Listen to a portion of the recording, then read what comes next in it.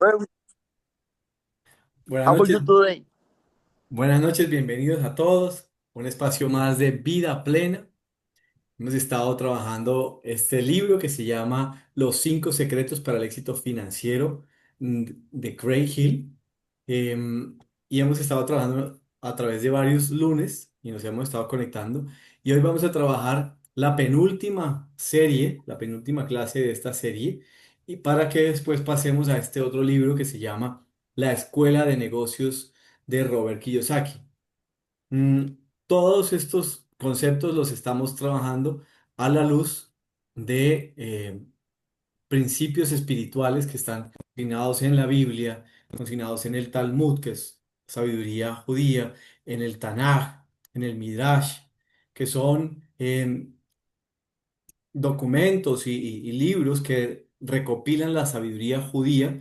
Y pues basado un poco en este libro, vemos que independientemente de cuál es la creencia que cada uno de nosotros tengamos, pues hay principios espirituales de éxito que funcionan, ¿sí? Y dentro de esos principios espirituales de éxito que funcionan, pues hay una cultura milenaria que es la cultura judía, que ha aplicado una serie de principios que han sido de mucha utilidad para esta cultura, ¿sí?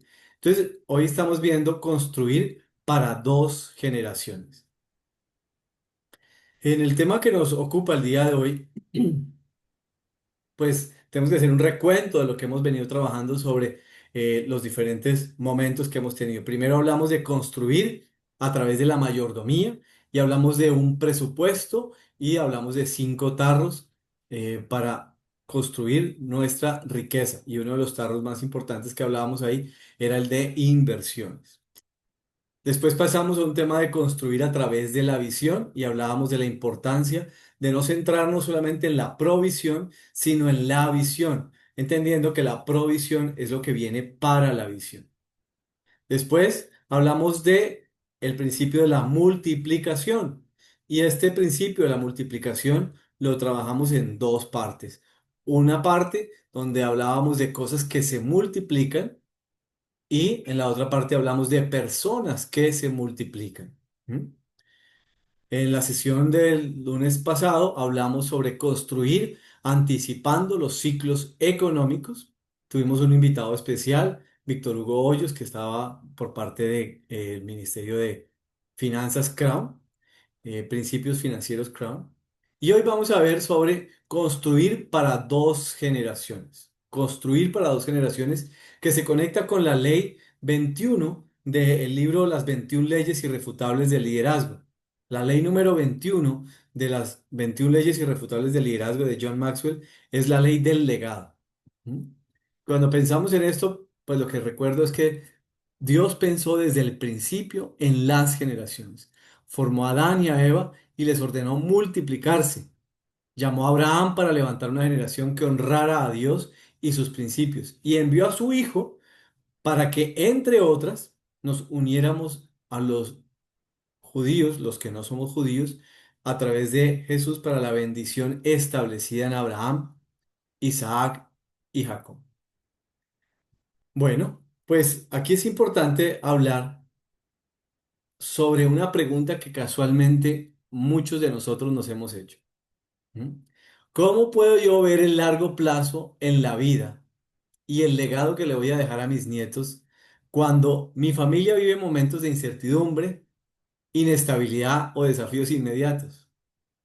No sé si les ha pasado, pero a veces estamos tan metidos en el problema del día de hoy que resulta un poco difícil pensar en 10, 15, 20, 30 años a futuro. Cuando la cultura latinoamericana promueve el cortoplacismo, la urgencia y la supervivencia del día a día, más del 60% de los latinoamericanos viven resolviendo el día a día. Recuerdo una persona que trabajaba organizando zapatos, organizaba haciendo zapatos, pues haciendo un oficio de remontadora, allá precisamente en una ciudad en la costa. Y el hombre tenía como meta hacerse 15.000 pesos al día. Si él salía a las 7 de la mañana y a las 11 de la mañana ya se había hecho los 15.000, se entraba a la casa y ya dejaba ahí, ¿sí? Teniendo todavía un día por delante. Si un día le tocaba quedarse hasta las 6 para conseguirse los 15.000, trabajaba hasta que se consiguiera los 15.000, ¿sí? Pero pues eso nos muestra un poco esa cultura cortoplacista que hemos visto en nuestra América Latina. Y también, ¿cómo puedo ver el largo plazo y la vida y el legado que dejaré a mis nietos cuando la era digital nos ha acostumbrado a la inmediatez, a los resultados express sin visión generacional? Pasamos mucho tiempo en TikTok, en Instagram y vemos resultados de otras personas y de un momento a otro vemos, no, que se enriqueció, que no sé qué. ¡Wow! ¿Qué pasó? ¿Sí? Y vemos que nosotros nos ha pasado el tiempo y el tiempo y el tiempo y no hemos construido el nivel de legado que quisiéramos dejar a nuestra familia. Entonces, dentro de esta introducción quisiera que habláramos de 7 factores históricos, sociales y culturales que explican nuestra mentalidad cortoplacista en América Latina. El primero que observaba es el colonialismo extractivista.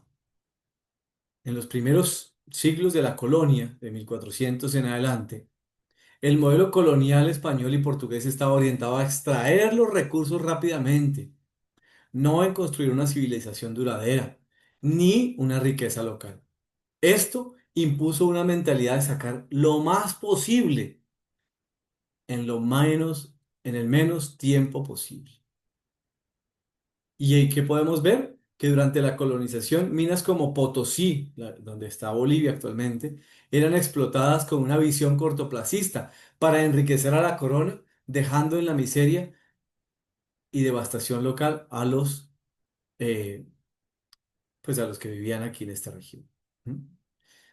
El segundo factor que nos lleva a esta visión cortoplacista y mediática, bueno, está el tema de la hiperinflación y las crisis económicas. Las crisis económicas repetidas han erosionado la confianza en el ahorro y la planificación. Esto ha sembrado una cultura de consumo inmediato. Por ejemplo, en Colombia, en la década de los 90, la crisis financiera llevó al cierre de bancos y la intervención del sistema del UPAC y miles de familias perdieron sus viviendas y la desconfianza en los instrumentos financieros aumentó. En Argentina, imagínense este dato, sufrió más de 9 crisis económicas en el siglo XX y en los años 80 la hiperinflación superó el 3000%, obligando las cosas a gastar, obligando a las personas a gastar todo su dinero apenas lo recibían.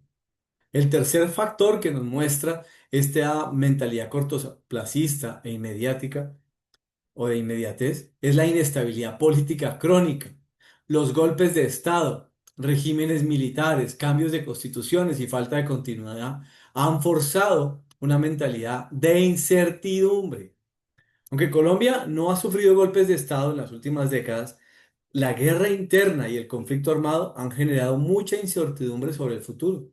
Basta con ver lo que está pasando a nuestro alrededor actualmente. Más de 50 años de conflicto armado con las FARC y otros grupos han hecho que millones de colombianos se concentren solamente en sobrevivir y no en conseguir o construir un legado. Esto ha impactado especialmente a campesinos e emprendedores rurales y urbanos. Imagínense este dato. En Bolivia ha habido 188 golpes de Estado desde 1825.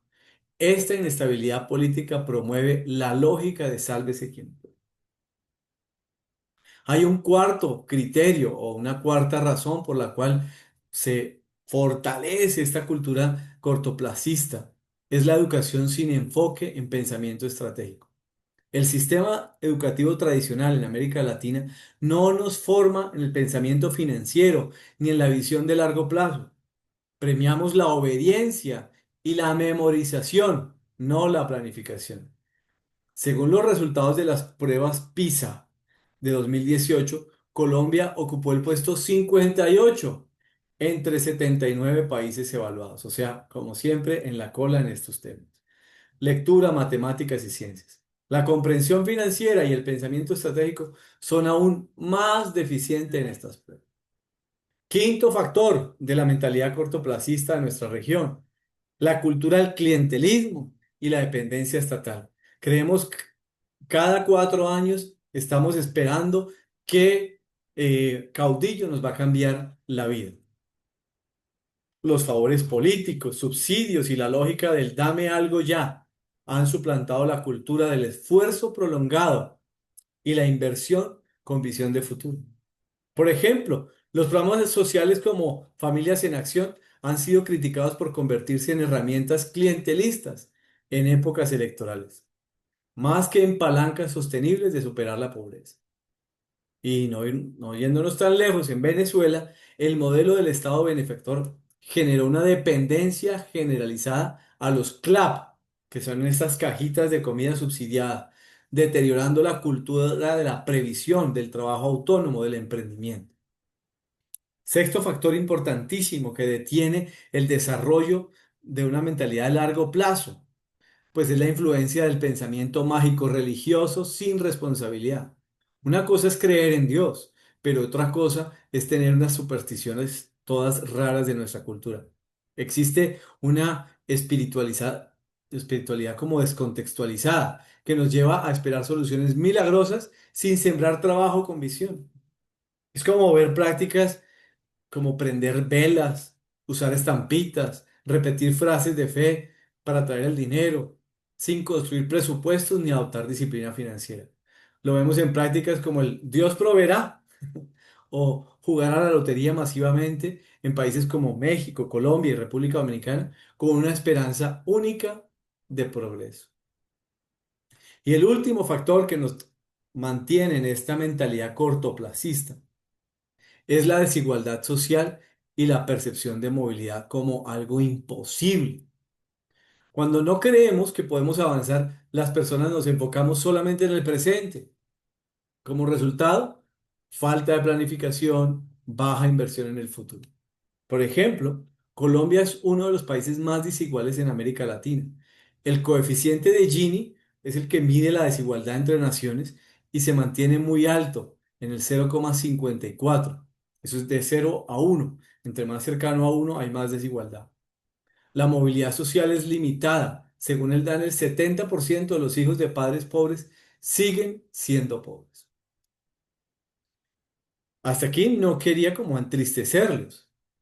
Estos factores crean un terreno fértil, obviamente, para el cortoplacismo, pero también nos abren una puerta para la transformación intencional, basada en principios espirituales eternos, basados en la Biblia, en la Torá, en el Tanaj, en el Talmud, en el Midrash, en un sabio rabínico que se llama Rashi, en la educación financiera y modelos de negocio con visión generacional. Entonces aquí vamos a entrar a 4 principios que son importantes rescatar, ¿sí? No es solamente quedarnos en el tema de compararnos con otra cultura, sino más bien mirar de esa cultura qué podemos nosotros aprender. El primer principio es el principio de Yerushá, que en hebreo es herencia, con un propósito generacional. En Proverbios 13:22 dice que un hombre bueno deja herencia a los hijos de sus hijos, pero la riqueza del pecador está reservada para el justo. En nuestra cultura latinoamericana, normalmente, si dejamos algo, se lo dejamos a los hijos, no lo dejamos con un testamento. Después de la muerte de los ancianos, muchas veces terminan discordias por quién se queda con qué, ¿sí? Porque no hay una planificación financiera. Y pues muy rara vez esta herencia pasa a la segunda generación, a los nietos, ¿sí? Pero vemos que en el Midrash, Rashi dice lo siguiente, que el Midrash enseña que no se refiere solo a bienes materiales, sino a una forma de vida, una cultura, una Torá que es vivida por cada uno. Y Rashi aclara que el tzadik, o sea, el justo, es aquel que administra su vida y sus posesiones con visión del bien colectivo y eterno. ¿Cómo aplicamos este principio de la herencia con propósito generacional en vida plena? Pues estamos abriendo en cada familia centros de educación financiera en casa. Invitamos a que este modelo lo podamos replicar y nos apalancamos en un sistema educativo y en una plataforma de consumo masivo como un canal para generar ingresos y también como una escuela práctica de hábitos. Y la idea es que cada uno podamos separar un porcentaje fijo de nuestras comisiones para crear un fondo de legado familiar. Puede empezar con el 5%, con el 10%, con el nombre y propósito para nuestros nietos e invitar a nuestro equipo a hacer lo mismo.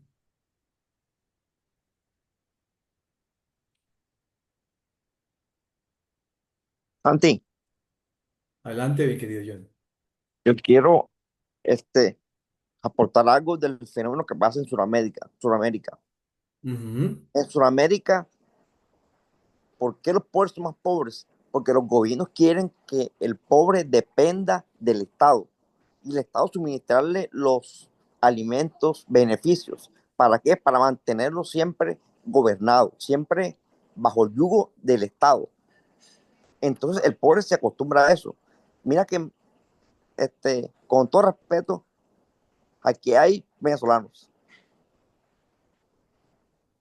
Mira, en Venezuela, en el tiempo de Hugo Chávez y Maduro, el Estado le da todo a los pobres.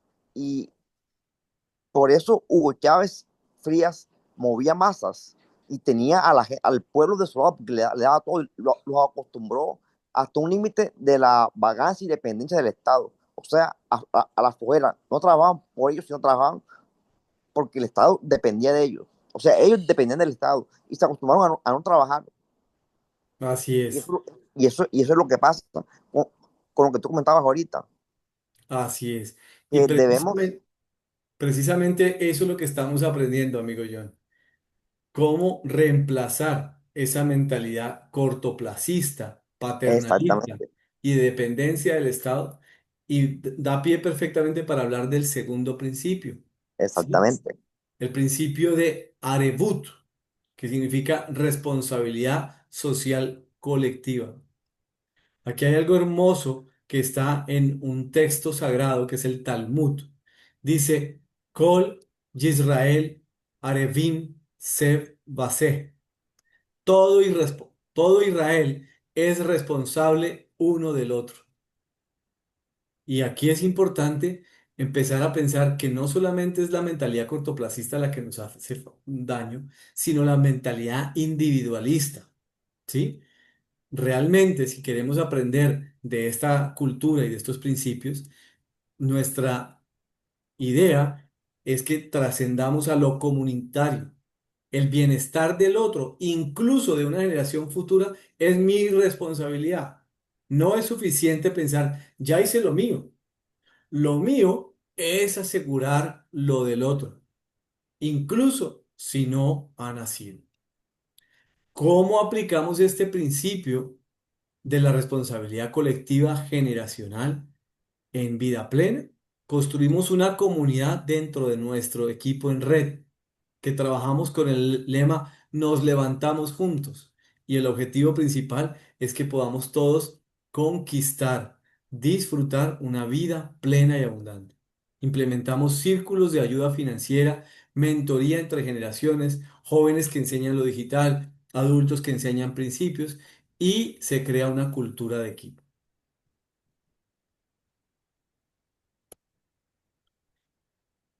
Bueno, como tercer punto o tercer principio valioso que podemos rescatar desde la sabiduría espiritual basada en la Biblia, está el principio de será, sembrar cosechas que uno no verá.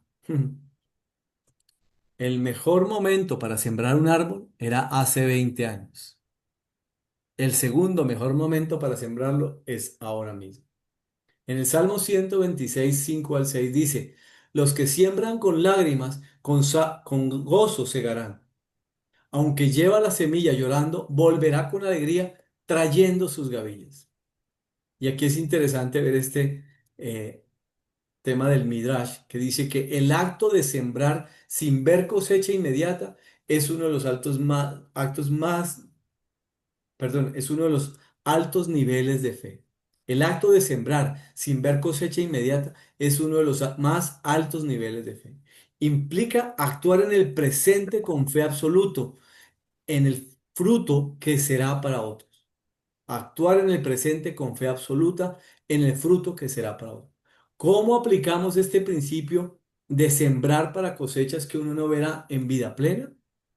Pues nos enfocamos en construir un plan a 5 años con nuestro negocio de distribución en red.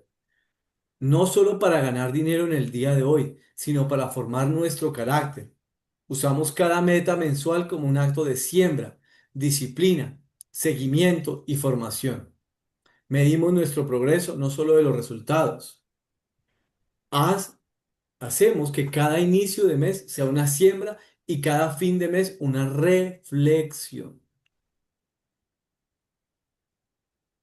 Y el cuarto principio extraído de la Torá, extraído de los principios espirituales basados en la Biblia, es el principio de Biná. Biná tiene que ver con entendimiento profundo más allá del intelecto.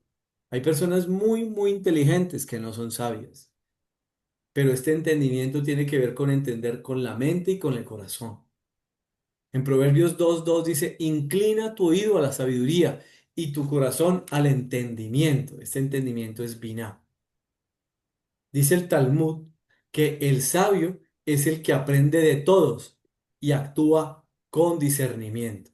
Y la Mishnah, que es parte de la interpretación de la Torá, dice, biná implica no solo acumular información, sino transformar patrones mentales y emocionales. La manera en cómo nosotros utilizamos nuestro dinero, el gasto, el ahorro, la previsión y todo eso, habla más de nuestro corazón que de nuestras matemáticas. ¿Cómo aplicamos este principio en vida plena? Contamos con espacios dentro de nuestra red para hablar de transformación interior. Tenemos este espacio los lunes a las 7 de la noche y los viernes a las 5 de la mañana, hora Colombia. Hacemos lectura en equipo de libros como Bienes, Dinero y Riquezas, como Padre Rico, Padre Pobre, La Escuela de Negocios y este libro de los 5 secretos para el éxito financiero. El objetivo es que al menos nos leamos 1 a 2 libros mensuales, superando la media nacional, que es menos de 2 libros al año. Usamos testimonios a través de unas conferencias que nos conectamos en audio por Spotify para romper patrones mentales. Cada herramienta de formación es una herramienta de renovación mental. Bueno, como conclusión de estos 4 principios, pues nos preguntamos, ¿y ahora qué? Construir una herencia de propósito requiere sanar nuestra historia y sembrar con una visión eterna. Algunos pudiéramos decir, no, pues es que mis papás no me enseñaron estos principios. Bueno, aquí los estamos aprendiendo para poderlos aplicar y compartirlos con otros. Entonces, no es quedarnos en esto, sino avanzar. Si queremos dejar una herencia real, no solo económica, sino espiritual, emocional y cultural, debemos romper con estos ciclos de cortoplacismo y escasez, y también de individualismo, que han marcado nuestra historia como latinoamericanos. Creo que podemos cambiar nuestra narrativa a través de cambiar nuestro lenguaje. La transformación comienza con la decisión, vivir hoy lo que queremos ver florecer en 2 generaciones. La tradición judía nos enseña que la verdadera herencia no se mide solamente en bienes, sino en la sabiduría transmitida en el pacto intergeneracional, en la visión sembrada con fe, aún en tiempos difíciles. A través de herramientas como el mercadeo en redes, marcado en este libro de los nuevos profesionales, por ejemplo, nuestro negocio en vida plena, podemos empezar hoy mismo a, primero, construir un fondo de legado, sembrando desde nuestros ingresos actuales. Segundo, desarrollar redes de apoyo solidarias que multipliquen carácter, visión y valores. Tercero, entrenar nuestra mente para el largo plazo, rompiendo la ansiedad por los resultados inmediatos. Esto sí que es un reto. Y cuarto, sanar nuestras creencias limitantes, educándonos en comunidad y transformando la raíz de nuestra historia financiera. Cuando nosotros sembramos con entendimiento, o sea, con biná, responsabilidad colectiva, o sea, aribut, visión, será, y propósito delegado, yerushá, son los conceptos, biná, aribut, será y yerushá. No solo prosperamos, multiplicamos vida. Si quieren guardar algo de esta conversación del día de hoy, estos serían los cuatro principios para aplicar: entendimiento, responsabilidad, visión y propósito delegado. Este es el verdadero éxito, cuando las decisiones de hoy bendicen nuestros nietos incluso antes de nacer. Hoy hemos hablado de el tema de dejar herencia para dos generaciones. Y quiero dejarles una aplicación práctica que se encuentra en este libro. Ellos mencionaban de cómo lograban vivir esa realidad de dejar una herencia para los hijos y para los nietos. Pues es súper interesante que ellos empiezan a hacer un fondo y cuando el hijo mayor se casa, lo que hacen es comprarle su propia vivienda al hijo mayor, pero no para regalársela, sino que se la dan para que él pueda vivirla sin tener que pagar ni alquiler ni una hipoteca con intereses de usura al banco. Pero ¿qué le piden? Le piden parte de los principios que hablábamos de la responsabilidad, y es que pague la casa sin intereses a un fondo común familiar, que es un fideicomiso. Entonces paga como si fuera un alquiler por la casa durante 10 años para cada uno de sus hijos. Y lo va pagando y lo va pagando y lo va pagando, de tal manera que eso se va montando en un fondo. Y pues obviamente a través de principios como la inversión y la multiplicación, pues ese dinero va multiplicándose. De tal manera que cuando este hijo mayor llega a la mayoría de edad, perdón, ya tiene su hijo y su hijo llega a la mayoría de edad, pues ya hay un fondo para darle al primer hijo y así sucesivamente con el segundo, con el tercero, hasta tanto que cada uno de ellos va aportando en este fondo y de esta manera no solamente una generación, sino de generación en generación. Santi, una pregunta. Adelante, mi querido John. ¿Dónde es esa cultura? Es la cultura judía, la cultura Ah, de los perfecto. hebreos. En esa cultura, cuando el hijo mayor se casa, le dan una vivienda. Le dan su vivienda, le dan su vivienda, pero le piden que él empiece a pagarla a un fideicomiso familiar. Y Perfecto, con ese fideicomiso familiar durante los primeros 10 años se acumulan para el hijo mayor, después para el hijo mayor del hijo, o sea, para el nieto, otros perfecto. 10 años para el siguiente y así sucesivamente, de tal manera que ese fideicomiso se multiplica para que el nieto, cuando se case a su vez, no necesite ni pagar alquiler ni pagarle usura al banco, sino Advance. que tiene su propia casa y hace lo mismo y está asegurando a la siguiente generación. ¿No? Excelente Termino, idea. termino esta partecita de la conversación con esta frase em, que está en la página 129 del libro. Dice: debido a la persecución externa, nuestras familias han tenido que aprender a permanecer juntos y ayudar a cada generación.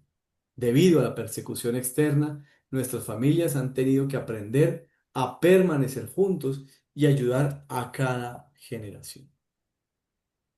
Dentro de 8 días, y pues para terminar la grabación, ahorita damos el espacio para conversación, vamos a hacer las conclusiones. Y dentro de las conclusiones vamos a hacer un ejercicio un tanto espiritual para que aprendamos a desarrollar, o más bien a romper los bloqueos mentales, emocionales y espirituales que tenemos y que nos impiden prosperar.